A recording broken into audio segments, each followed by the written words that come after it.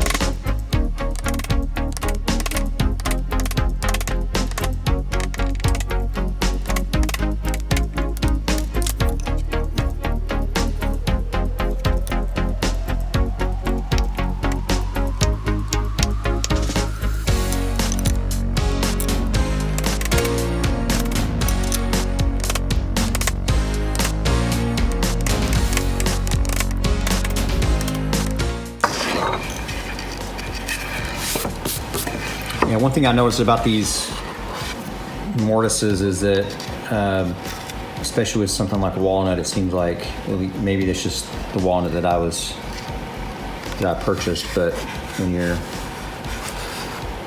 going through and making these mortises, you can kind of see the wood runs a certain way.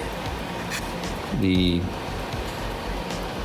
wood pattern, the grain, and everything, and so typically you want to go about halfway deep inside the mortise, because if you try to hammer all the way through, a lot of times it may crack beyond the cut line on the opposite side. You're trying to cut all the way through, so just be cautious of that.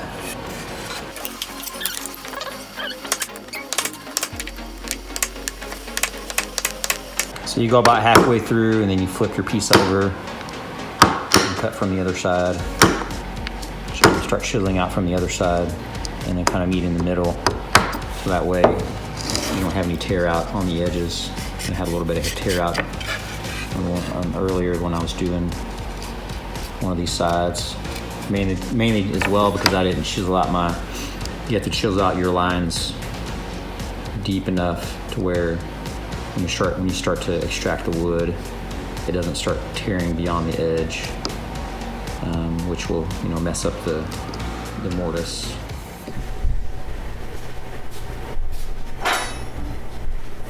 I must say that I do enjoy sharper things when I'm woodworking. Hope you enjoyed that video, part 2 of the toolbox, the multi-purpose toolbox, because I know those toolboxes are used for many different things these days, not just tools. Glad you stuck around. Do not forget to subscribe, like the video, share it, comment.